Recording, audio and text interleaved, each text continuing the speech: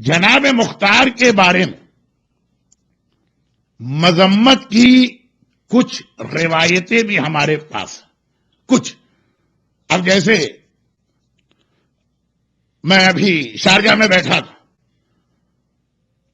اور وہاں کے ایک بہت ہی مشہور شاعر حیدرآباد کے ہیں نذیر عابدی صاحب، ہم دونوں بیٹھے ہوئے ڈسکس کر رہے تھے.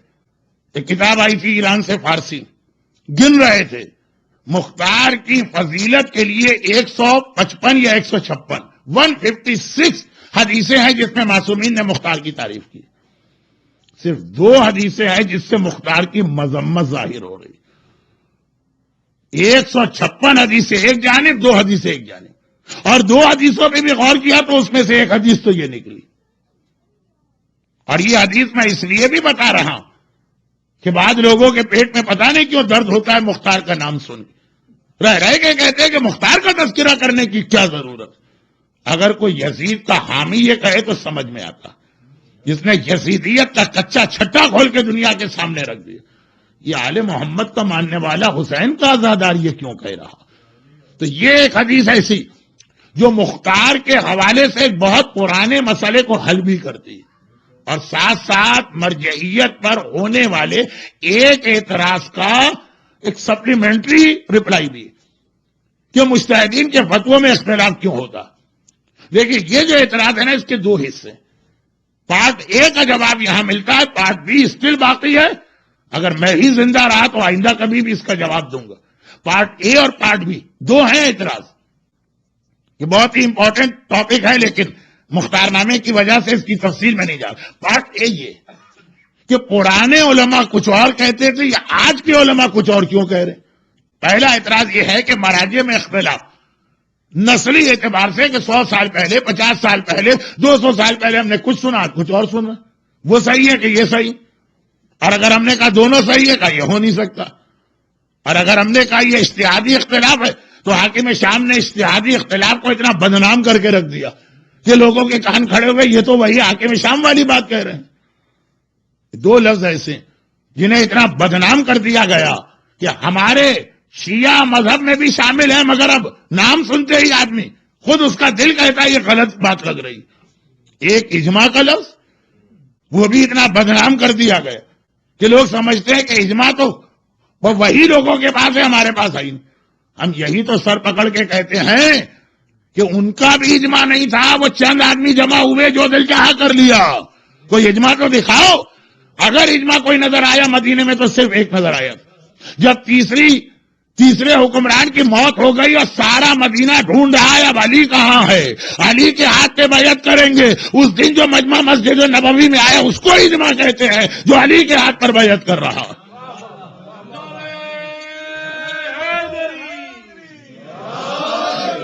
بدنام کیا دشمنان اہل بیت لفظ اجماع کو، اور ہم یہ سمجھے کہ لفظ ہی اتنا برا ہو گیا کہ جو حقیقی اجماع ہے وہ بھی غلط. بدنام کیا حاکم شام کے فیور کرنے والوں نے کہ وہ اجتہادی اختلاف کا یہ لفظ ہی ہمیں برا لگنے لگا. اب مختار نامہ کہاں چلا گیا میں خود حیران ہوں. تو اس بات کو سمیٹتا ہوں، انشاءاللہ زندہ رہا تو سارے موضوعات بعد میں آتے رہیں گے. لیکن ایک بات، پہلا اعتراض مراجع پہ یہ ہوتا، یہ زیادہ تر بزرگ لوگ کرتے ہیں کہ جی ہم نے اپنے بچپنے میں تو کچھ اور سنا تھا، آج کچھ اور سن رہے، یہ شریعت تو نہیں بدلے گی، پھر آخر کیوں مسئلہ بدل گئے. اور یہ ہے پارٹ اے جس کا جواب ایک جواب مختار نامہ کا ایک واقعہ. پارٹ بی اپنی جگہ وہ یہ ہے کہ نہیں ایک ہی زمانے کے بھی 2 مجتہدین میں کیوں اختلاف. تو وہ انشاءاللہ ابھی وعدہ رہا میرا آئندہ کا بھی. آئیے پارٹ اے.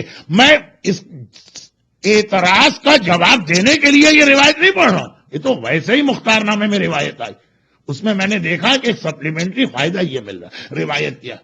روایت یہ ہے کہ علامہ ہلی جیسا عظیم عالم جن سے وہ روایت بھی نقل ہے کہ جب ایک بار ان کی سمجھ میں نہیں آیا کہ زیارت حسین پہ 90 حجوں کا ثواب کیسے ملتا، یا یہ روایت کہ حسین پہ رونے سے جنت کیسے واجب ہوتی، کنفیوز تھے.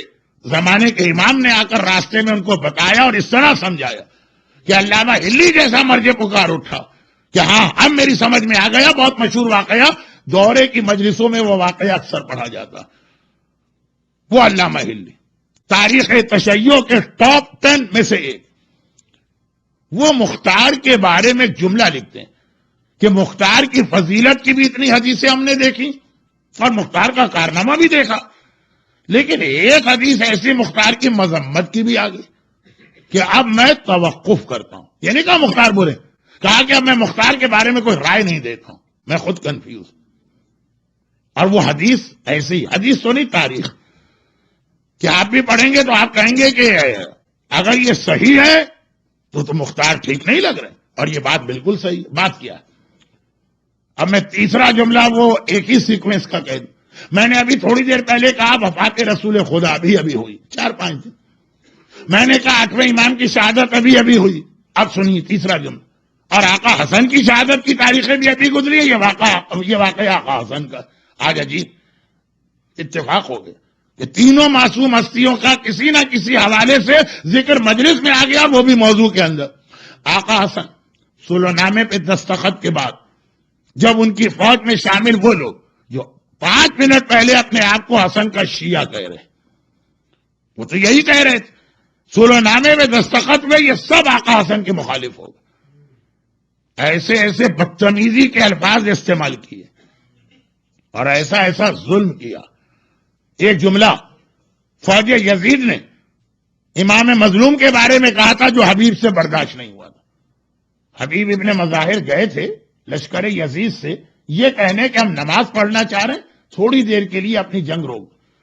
اور وہاں سے جواب ملا تھا جا کے اپنے حسین سے کہہ دینا ان کی نماز قبول کہاں ہے کہ ہم وہ نماز پڑھنے جا رہے ہیں. حبیب سے برداشت نہیں. کہا آقا اب یہ نماز آپ کے جھٹ کے پیچھے ہی پڑھوں گا جنت میں، یہ جملہ مجھ سے برداشت نہیں.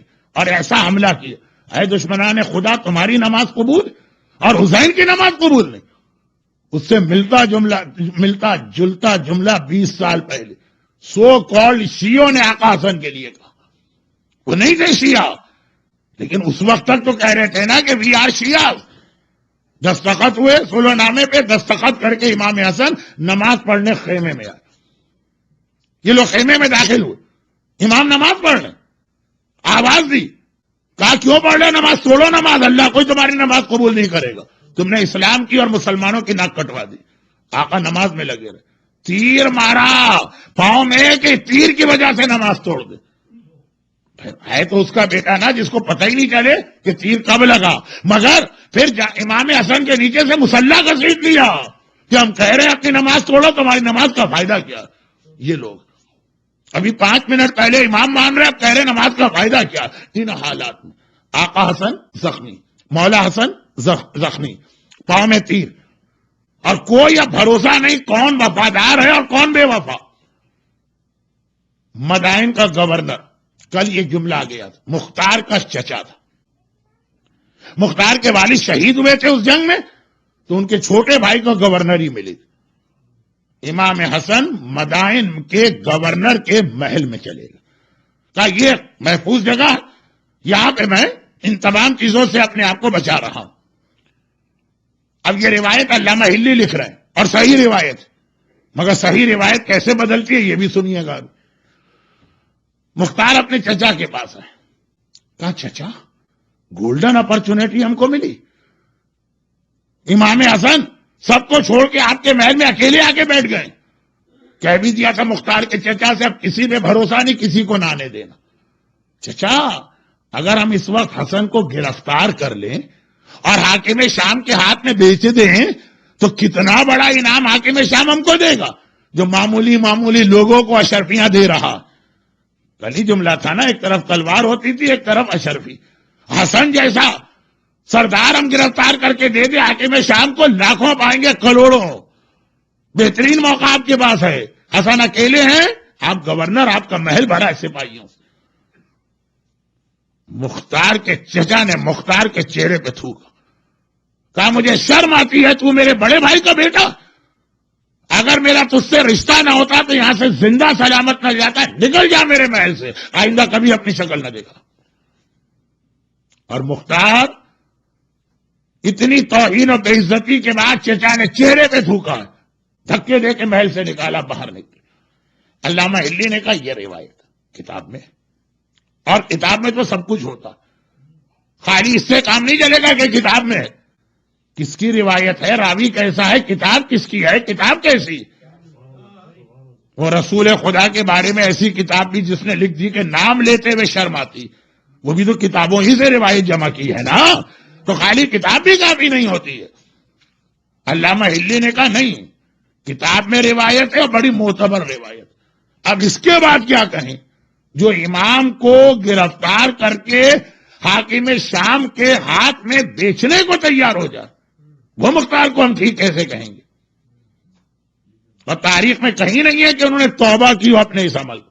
چنانچہ ایک طرف 156 حدیثیں تعریف کر رہی ہیں، مگر یہ بھی اتنی اسٹرانگ حدیث، اب میں خاموش۔ روایت تو ہم بھی سنیں، آپ بھی سنیں تو چکرا جائے۔ علامہ ہلی کے 200 سال کے بعد یا 250 سال قاضی نور اللہ شوستری جیسی عظیم شخصیت آئی، جو شہید ثالث کے نام سے بر صغیر ہند و پاک میں مشہور۔ آگرہ میں آج بھی ان کا روزہ مرجع خلائق۔ شہید ثالث کے نام ہندوستان اور پاکستان کے مومنین کہتے ہیں، تھوڑا سا ٹرمینالوجی کا اختلاف ہے۔ عراق میں شہید ثالث، جس کا ایران میں کسی اور کو کہا، لیکن ہمارا شہید ثالث بڑی عظیم شخصیت قاضی نور اللہ شوستری۔ وہ جب 250 سال کے بعد آئے، انہوں نے کتاب لکھی ہے مجالس المومنین، جس میں اصحاب امام کے حالات، اس میں مختار کے بارے میں لکھتے ہیں کہ یہ روایت جو علامہ ہلی کو ملی یہ صحیح مگر آدھی۔ کہہ رہے اب مجھے پوری روایت ملی، وہ میں لکھ رہا ہوں، پھر آپ فیصلہ خود کریں۔ اچھا اب سوال یہ تاریخ ہے ہماری جو لوگوں کو پتہ ہی نہیں، مختار نامہ جیسا دلچسپ موضوع بھی لوگوں کو خشک لگنے لگتا، تو جو تاریخ واقعاً خشک ہے لیکن بہت اہم۔ اب سوال یہ ہے کہ علامہ ہلی کو روایت نہیں ملی، اور ملی بھی تو کس کو ملی؟ شہید ثالث کو ملی۔ یہ کیسے ہوا؟ ہاں یہی تو صحیح ہوا۔ اگر علامہ ہلی کے بعد عراق و ایران ہی کے کسی عالم کو روایت ملتی تو ذرا سا شک رہتا۔ روایت اس عالم کو ملی جو ہندوستان میں آیا۔ اور یاد رکھیے گا کہ جب بنو امیہ اور بنو عباس کے مظالم اہل بیت کے شیعوں پہ بڑھ گئے تھے، اور ان میں خاص ایک ظلم یہ تھا کہ وہ ہر ایک کو معاف کر دیتے تھے، جس کے پاس امام کی کوئی حدیث یا کتاب ہو اس کو تو وہ قطعاً معاف نہیں کرتے تھے۔ تو کتنے سید، کتنے اصحاب امام علوم امامت کو بچانے کے لیے جتنی جیسی کتابیں ان کے پاس ہے ان کو لے کے بھاگے، اور ہندوستان ہی میں ان کو پناہ ملی۔ عراق ایران تو پورا اس وقت بنو امیہ کے کنٹرول میں، بنو عباس کے کنٹرول میں۔ تو جو حدیثیں ہندوستان میں آ گئیں، جو کتابیں ہندوستان میں آ گئیں، وہ نہ عراق میں رہی، نہ ایران میں مل سکی ہیں، نہ مصر میں مل سکی ہیں۔ حیدرآباد دکن کے اندر بھی کتنا بڑا ذخیرہ۔ علامہ امینی عرب دنیا کے سب سے مشہور عالم، القدیر کتاب لکھی تو حیدرآباد میں آ کے ان کو 6 مہینے قیام کرنا پڑا۔ اسی طرح لکھنؤ کا کتب خانہ ناصریہ، برٹش میوزیم کے راج ٹپ کی تھی، ایسی نایاب کتابیں۔ تو قاضی نور اللہ شوستری غالباً اگر نیشاپور میں یا ایران میں ہی رہتے تو کتاب ان کو وہاں نہیں ملتی، یہ ملی ان کو اس لیے کہ وہ ہندوستان آ گئے۔ چنانچہ کہتے ہیں پوری روایت سامنے آئی۔ اب پڑھیے، اب دیکھیے روایت، یہ کہہ کے روایت نقل کر رہے کہ علامہ ہلی والی بات بھی صحیح ہے لیکن آدھی ہے۔ پوری روایت اب جیسے اگر قرآن کریم کی آیتیں لکھی ہوں اور کچھ ورق ہو، اگلا ورق کوئی پھاڑ دے، اور ورق جہاں تک ہے بیچ، وہاں تک آیت کی آئیے ولا تقربوا الصلاۃ، نماز کے قریب نہ جانا۔ نیکسٹ پیج پہ تھا وانتم سکارا، نشے کے عالم میں، وہ کوئی کسی نے پھاڑ دیا۔ تو ہم تو یہی دیکھیں گے کہ قرآن کی آیت ہے نماز کے قریب نہ جانا، ہمیں کیا پتا کسی نے نشے میں آ کے نشے والا صفحہ پھاڑ دیا، وہ بعد میں کہیں اور ملے گا تو پتہ چلے گا پورا پیغام کچھ اور۔ اب سنیے بہت مختصر روایت یہ ہے جو علامہ ہلی کو ملی، وہ بیچ کی روایت ملی، اس سے پہلے کا پیج، وہ کتاب ہندوستان میں آئی، وہاں عراق ایران کے مظالم سے اس کو بچانے کے لیے ہمارے ہندوستانی اور پاکستانی علماء کے خدمات، یہ ذخیرہ علم کا ہمارے پاس ہے۔ عراق اور ایران کے دیانتدار مراجع تک اس کی عظمت کو مانتے ہیں، لیکن تھوڑا سا ہم خود غافل ہو گئے۔ اب اوقات الانوار جیسی کتاب جو لکھنؤ میں لکھی گئی ہے، اب ایران کے حوزہ علمیہ قم سے چھپ رہی ہے، لیکن ہندوستان میں کوئی چھاپنے والا نہیں رہا۔ میں کہیں اور جا رہا ہوں، مختار نامہ۔ روایت یہ ہے کہ جب امام حسن اپنے سو کالڈ حامیوں کے ہاتھوں تیر کھایا، مسلح سے دھکا دیا گیا، توہین کی گئی، وہ الفاظ تو میں نے پڑھے ہی نہیں، مجھ میں تو بہرحال اتنی ہمت نہیں ہے کہ منبر سے آقا حسن کی شان میں گستاخی والے الفاظ پڑھوں، تو اب وہ مدائن کے گورنر کے محل میں چلے گئے، ایک وہی ایسا شیعہ نظر آ رہا تھا کہ ذرا طاقت رکھتا تھا، گورنر تھا۔ مختار بہت پریشان ہوئے۔ اب یہاں سے روایت وہ چل رہی ہے جو علامہ علی کو جو صفحہ نہیں ملا۔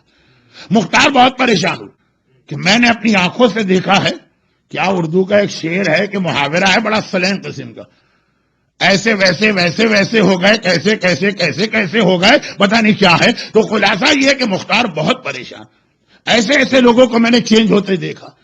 حاکم شام کے خزانے سے جو اشرفیہ اور سونے کا ایک سمندر بہ رہا، اچھے اچھے لوگوں نے اپنا ایمان بیچ دیا۔ میرا چچا تو ایسی پوسٹ پر، یہ حاکم شام نے تو سب سے پہلے اس کو خریدنا چاہا ہوگا۔ مولا علی کا گورنر زیاد بکا کہ نہیں بکا؟ مولا علی کا گورنر تھا، مولا نے اسے اپوائنٹ کیا تھا تم بصرے کے گورنر ہو زیاد۔ حاکم شام نے ایسے چکر چلائے اور ایسا کچھ اس کو الو بنایا کہ وہ علی کا سب سے بڑا شیعہ، علی کے سب سے اگینسٹ ہو گئے۔ اسی کا بیٹا ابن زیاد، اس کے بعد کی بات کر رہا ہوں، زیاد۔ نہج البلاغہ میں جا کے دیکھیے، اب تک زیاد کے نام مولا علی کے خط ہیں، میرا گورنر ہے، خط بھیج رہے ہیں۔ ایسا خرید لیا گیا، گورنر پہ تو پہلے ہاتھ ڈالا جاتا۔ اور زیاد کے بک جانے کی وجہ سے شیعوں کے لیے وہ ایک بہت بڑا مسئلہ ہوا تھا۔ کل میں نے کہا تھا نا کہ ساتویں امام نے حکم دیا ہارون ظالم میں تقیہ کرو۔ زیاد کے زمانے میں تقیہ بھی نہیں کر سکتے، وہ تو ایک ایک کو جانتا۔ کل تک ہماری مجلسوں میں آتا تھا، کل تک ہمارے ساتھ بیٹھ کے نعرہ حیدری لگاتا تھا، کل تک ہمارے سامنے مودت اہل بیت کا مظاہرہ کرتا تھا، وہ ایک ایک کو جانتا ہے کہ تئی تقیہ کرے۔ وہ کہتا اچھا مجھے دھوکہ دے رہے ہو، مجھے پتا ہے کہ تم علی والے ہو۔ زیاد کے مظالم بے مثل ہیں۔ مختار زیاد کو دیکھ رہے، کہا جب زیاد جیسا آدمی بک گیا تو اگر میرا چچا بھی حاکم شام کے ہاتھوں بک گیا تو کتنا خطرہ ہے میرے آقا اور مولا امام حسن کے لیے، وہ اسی کے محل میں بیٹھے۔ ضرور حاکم شام نے خط بھی لکھا ہوگا، پیسے کی جھلک بھی دکھائی ہوگی۔ جیسے آج بھی آپ کسی عراقی سے ملیے اور صدام کے زمانے کا پوچھئے، وہ ایک ہی جواب دے گا۔ صدام کے زمانے میں سب سے بڑا مسئلہ یہ ہے، شوہر کو اپنی بیوی کے بارے میں نہیں پتا کہ میری بیوی ہے یا حکومت کی ہاتھ بکی بھی اس کی جاسوس۔ بیوی شوہر کے بارے میں نہیں جانتی، باپ اولاد کے بارے میں نہیں جانتا، اولاد باپ کے بارے میں نہیں جانتی۔ ایسا صدام کا سسٹم تھا۔ یہ جملہ میں نے کہا تھا کہ اس نے معاویہ اور یزید کی سیاست کا بڑا ڈیپلی اسٹڈی کیا ہے۔ تو گھر والے بک چکے ہیں، بھائی بھائی کے خلاف، بیٹا باپ کے خلاف، باپ بیٹے کے خلاف رپورٹ دے رہا۔ تو یہ تو 20ویں صدی تھی، وہ جائیے 1400 سال پہلے۔ مختار بہت پریشان کیوں کہ اگر میرا چچا بک گیا تو امام حسن کتنے بڑے خطرے میں، اور اگر میرا چچا نہیں بکا ہے، مخلص ہے، اور میں امام حسن کو ڈر کی وجہ سے وہاں سے نکال کے لے آیا، تو اتنی محفوظ جگہ پہ میرا آقا بیٹھا ہے، میں کہاں لے جا کے حفاظت کر پاؤں گا؟ اپنے چچا جیسی حفاظت تو نہیں کروں گا نا، وہ گورنر ہے، اس کا پورا ایک عملہ ہے، اس کا ایک محل، اب میں کیا کروں؟ سمجھ میں نہیں آ رہا کیسے اپنے چچا کے دل کی کیفیت معلوم کی جائے، کیونکہ جو بک جاتا ہے وہ اس طرح بتاتا نہیں ہے کہ میں بکا ہوا ہوں۔ کیسے پتا چلے کہ میرا چچا کہیں بک تو نہیں گیا؟ کیونکہ اگر نہیں بکا، اس وقت اس کے محل سے زیادہ محفوظ کوئی جگہ نہیں، اور اگر بک گیا تو اس سے بڑا خطرہ کوئی نہیں ہے۔ اب بہت پریشان مختار۔ اولڈ از گولڈ، یہ عربی کا جو انگریزی کا محاورہ ہے، مولا کی نہج البلاغہ کی حدیث ہے۔ فرماتے مجھے نوجوان کے جوش سے زیادہ بوڑھے کی دانش مندی اور اس کے صبر اور تحمل زیادہ پسند ہے۔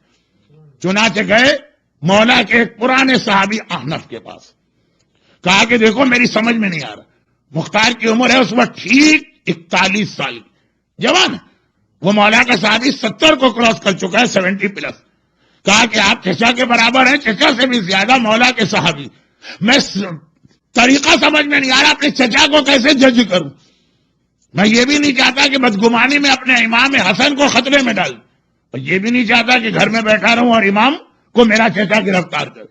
آنف نے کہا میں تمہیں ایک ترکیب بتاتا ہوں، تم ایسا بن کے اپنے چچا کے پاس جاؤ جیسے تم بھی حاکم شام کے ہاتھوں بکے ہوئے اور حسن کو گرفتار کرانا چاہتے ہو، جا کے چچا سے ایسی بات کرو، جو بک گیا ہوتا ہے نا اس کے دل میں چور ہوتا، جب وہ دیکھے گا ارے یہ تو میرے فیور والا آدمی ہے، تو تمہارے سامنے کوئی نہ کوئی ایسا جملہ کہہ دے گا چنانچہ مولا علی کے بزرگ صحابی نے مختار کو طریقہ سکھایا. مختار وہی باتیں لے کے گئے کہ چچا بہترین موقع ہے, حسن ہمارے ہاتھ میں ہے, گرفتار کر کے حاکم شام کو بیچیے. لیکن جب چچا نے چہرے پہ تھوکا, جب چچا نے دھکے دے کے نکالا, باہر نکل کے سجدہ شکر انجام دیا, چچا کے طریقے سے پتا چلا کہ وہ آقا حسن کا پکا اور مخلص ماننے والا ہے. یہ ایک روایت علامہ ہلی تک آدھی پہنچی تو مختار سے برا کوئی آدمی نظر نہیں آ رہا. شہید ثالث کے بعد پوری روایت پہنچی تو مختار سے بہتر عصمت کوئی آدمی نظر نہیں آ رہا.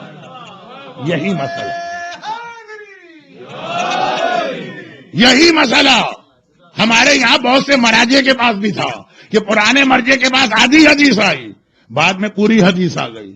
یہ جملہ آپ ذہن میں رکھیے گا, ورنہ آپ ہمیشہ کنفیوز رہیں گے کہ بنو امیہ اور بنو عباس کے خلفاء نے ظلم عظیم یہ بھی کیا ہے کہ ہماری کتابیں جلائی ہیں, ہماری کتابیں دریا میں بہائی ہیں. کتاب جس کے پاس نکل آئی.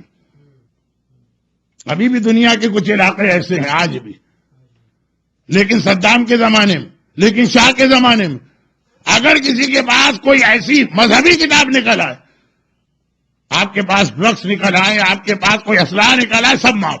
امام خمینی کی توضیح نکل آئے جس میں وضو غسل کے مسئلے فی الفور تمہیں دار پہ چڑھا دیا جائے گا. تو بنو امیہ بنو عباس تو 1400 سال پہلے کے ماحول میں تھے جب حاکم کے لیے ہر ظلم روا تھا. یہ ظلم انہوں نے کیا, لوگ بدلہ اپنے علماء سے لیتے. ظلم انہوں نے کیا, بدلہ علماء سے لیتے. جی ہمارے علماء کے بعد معصوم کی شہادت کی 3 تاریخیں کیوں نہیں؟ اگر ایک ساری کتابوں میں ایک آتی تو ایک ہی ہوتی. کتابیں اب مختلف ہو گئیں, بہت سی اصلی کتابیں چھپا دی گئی, جلا دی گئی, ضائع کر دی گئی ہیں. اور اس کو بچانے کے لیے جن لوگوں نے کتاب لے کے بھاگے وہ بھی اسے نمایاں نہ کر سکے, گھر میں چھپا کے رکھا, بیٹے کو نہیں بتا رہے ہیں, کتاب مکس اپ ہو گئی. آپ کو تو پتا ہے نا, عموماً کتاب جن کی گھر ہوتی ان کی اولاد بڑی نالائق ہوتی ہے عموماً. میں نے ردی والے کے ایسی قیمتی کتابیں بکتی دیکھی ہیں. کہاں سے آئی؟ کہا وہ باپ مر گیا, بیٹوں نے کہا یہ فضول کچرا نکالو جا کے ردی والے کو بھیجو. ہمارے یہاں کراچی کا طریقہ ہے کہ کتابیں بیچو, ردی والے کے پاس گجک کھا لو. اب پتہ نہیں حیدرآباد کے لوگ سمجھیں کہ نہ سمجھیں. اتنی قیمتی کتابیں میں کہ سر پکڑ کے بیٹھ گیا. نالائق ہوتے ہیں عموماً ایسے بیٹے, وہ بھیج دیتے ہیں. اس میں کتنی کتابیں کہاں سے کہا گئے. تو یہ اس میں علماء کا کیا قصور؟ یہ کون سی امام خمینی آ گئے, کوئی آ گئے, سیستانی نے یہ کتابیں ضائع کی ہیں یا پھینکی ہیں یا ادھر سے ادھر کی ہیں. بلکہ شاید آپ کی معلومات میں نہ ہو, 91 کا جو اپرائزنگ ہوا تھا اور آغا خوئی کے گھر پہ جو 92 میں اٹیک ہوا تھا, اسی وقت یمن سے احادیث امام کا ایک بہترین ذخیرہ ملا تھا جو آغا خوئی نے پوری قیمت دے کے خریدا تھا, گھر میں رکھا ہوا. ظاہری اعتبار سے جو بھی ظلم ہوا وہ کتاب ضائع ہو گئی. جو 1200 سال کے بعد ملی تھی, کتاب کا نام ہے مدینۃ العلم. شیخ صدوق کی بہترین کتاب ہے, ناپید دنیا سے. ایک نسخہ ملا, بہانہ کچھ کر کے ان کے گھر پہ اٹیک ہوا, اور جو ظلم ہوئے تو ہوئے, یہ ایک کاپی جو دنیا میں تھی یہ بھی ضائع ہو گئی. تو مختار کے ذکر کے درمیان یہ بات آ گئی. رحمتک یا ارحم الراحمین وصلی اللہ علی محمد و